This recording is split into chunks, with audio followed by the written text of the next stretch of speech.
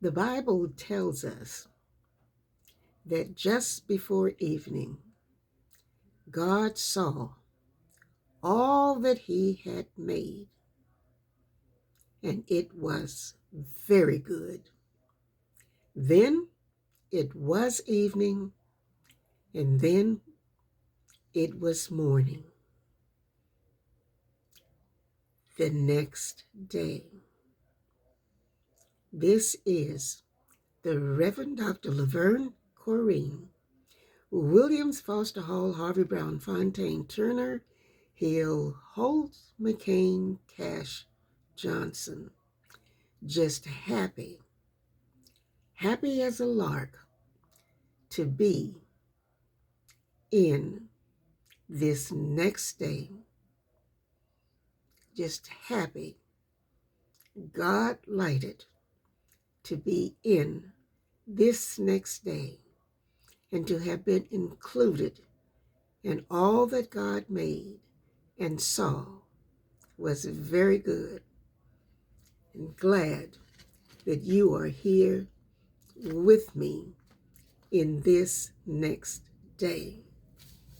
Romans chapter 2, verses 17 through, 17 through 29. The Jews and the law.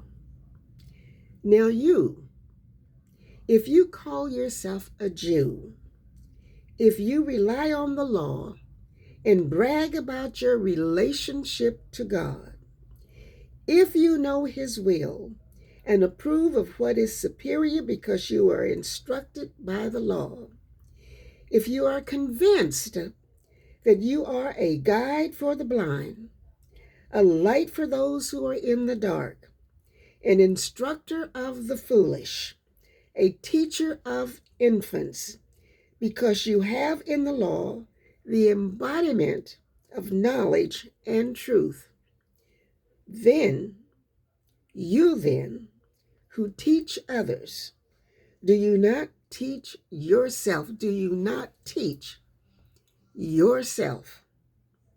You who preach against stealing, do you steal? You who say that people should not commit adultery, do you commit adultery? You who abhor idols, do you rob temples? You who brag about the law, do you dishonor God by breaking the law? As it is written, God's name is blasphemed among the Gentiles because of you. Circumcision has value if you observe the law. But if you break the law, you have become as though you had not been circumcised. If those who are not circumcised keep the law's requirements, will they not be regarded as though they were circumcised? The one who is not circumcised physically and yet obeys the law will condemn you who, even though you have the written code in circumcision, are a lawbreaker. A man is not a Jew if he is only one outwardly, nor is circumcision merely outward and physical. No, a man is a Jew if he is one inwardly, and circumcision is circumcision of the heart by the Spirit, not by the written code. Such a man's praise is not from men, but from God. Two words that I picked up, and a phrase that I know we're all familiar with, that I will keep embraced within the palms of my prayers this generation. This generation. One word, if. If. The next word, conditional. Conditional. Phrase, do as I say, not as I do. If you do as I say and not as I do, then what? So, embraced within the palms of my prayers, this generation, this phrase, pondering these words, if we do as they say and not as they do, then according to them, we may be okay. Think about what is going on in this present generation. If most things, according to them who sit on that whitewashed wall, they are conditional.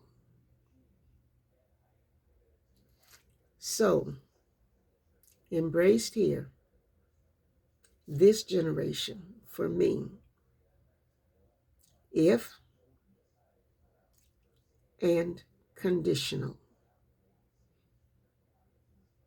And sandwiched between those words, if I do as I have been taught and to follow Jesus, then we will be on solid ground, because the way has been paved for us, and it is God who will take care of those who abide by those words. If you do as we say and not as we do, then. So we allow God to take care of them, those people. They are God's business. And we will march on the road that has been paved for us, that solid ground. And we will be and continue to be the apple of God's eye. So that, yes, just before evening, God will saw